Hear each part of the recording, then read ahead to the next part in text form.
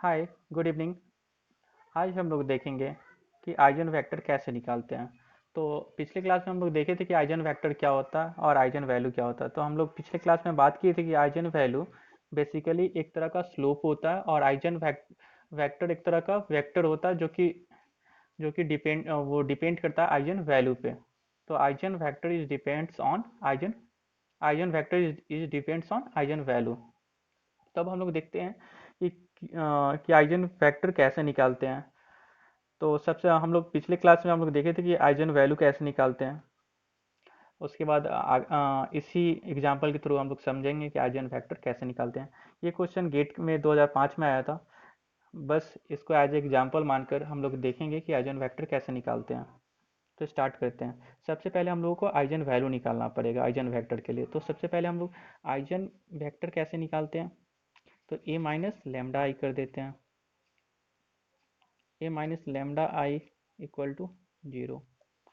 तो -4 2 4 3 minus lambda into identity matrix. Diagonal about 1 होता है, बाकी सब 0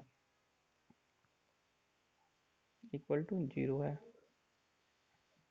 सब्ट्रैक्ट करने के बाद हम लोग देखते हैं -4 मल्टीप्लाई हुआ 1 में, तो माइनस सब्ट्रैक्ट होने के बाद माइनस लेमडा 2 4, फिर लेमडा में 0 से हुआ मल्टीप्लाई तो 0 4 ही रहता है। 3 माइनस माइनस लेमडा मल्टीप्लाई करते हैं -4 minus lambda is equal to 3 minus lambda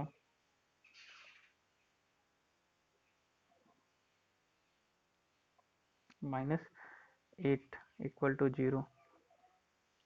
factorisation करते हैं। 12 प्लस 4 लेमडा माइन 4 लेमडा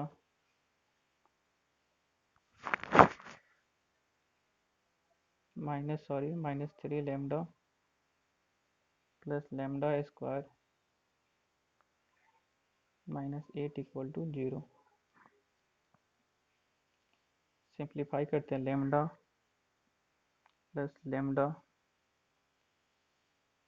और -20 इक्वल टू 0। यहाँ से लेमडा का वैल्यू आया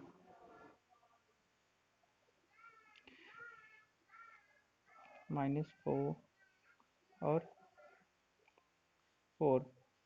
अब हम लोग देखते हैं लेमडा का वैल्यू जो आया -4 और -4। अब इसका यूज हम लोग करते हैं। तो हम लोग देखते हैं लेट्स आइजन वेक्टर मान लेते हैं कि लेट्स आइगन वेक्टर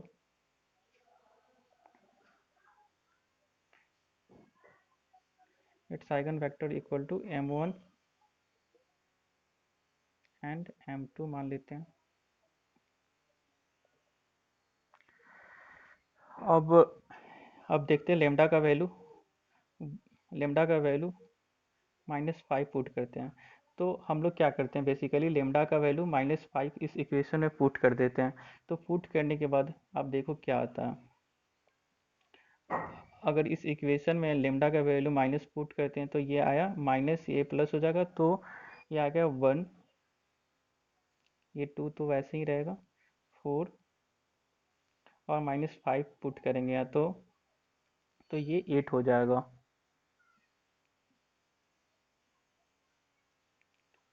और यहाँ पे m1 into m2 equal to 0 multiply कर देते हैं हम लोग। m1 इसमें इससे और इसमें इससे। हम लोग जानते हैं मल्टीप्लिकेशन ऑफ मैट्रिक्स क्या होता है कि फर्स्ट कॉलम लेते हैं तो फर्स्ट रो लेते हैं। तो हम लोग फर्स्ट रो ले लेते हैं, इसका फर्स्ट कॉलम ले लेते हैं। तो मल्टीप्लाई करने के बाद m1 प्लस 2m2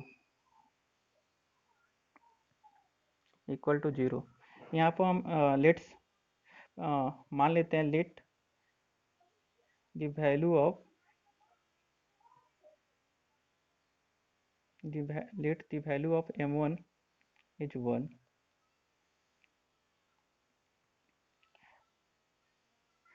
सबसे अच्छा 2 पुट कर देते हैं। तो हम लोग यहाँ पर देखते हैं कि m2 बराबर क्या होगा। अगर हम लोग देख सकते हैं कि -2, ये इस साइड जाएगा तो ये -2 हो जाएगा, और इधर डिवाइड में, तो इधर डिवाइड में होने के बाद ये -1 आएगा। तो m1 और m2 का वैल्यू पता चल गया मुझे। जब then lambda 1 equal to -5, then then eigen vector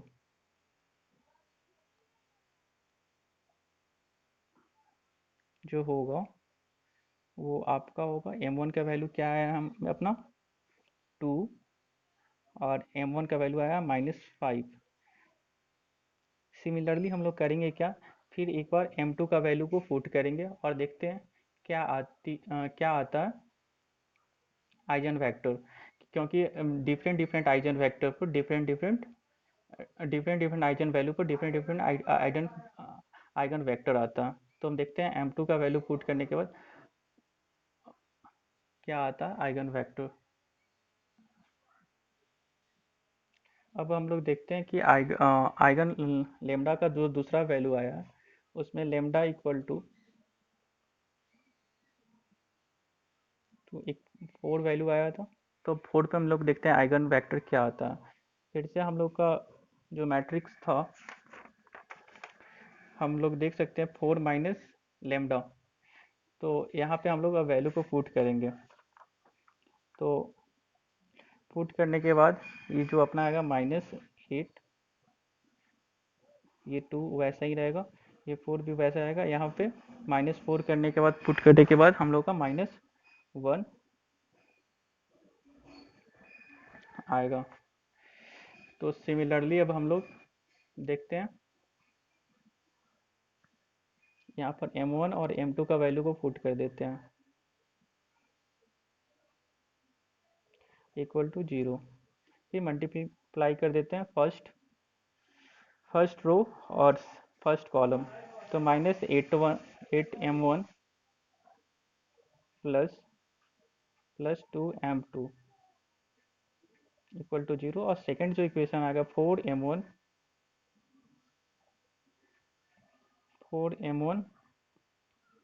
-m2।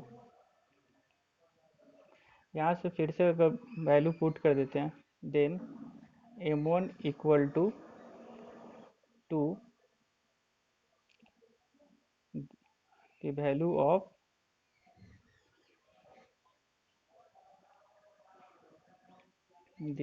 of m2 equal to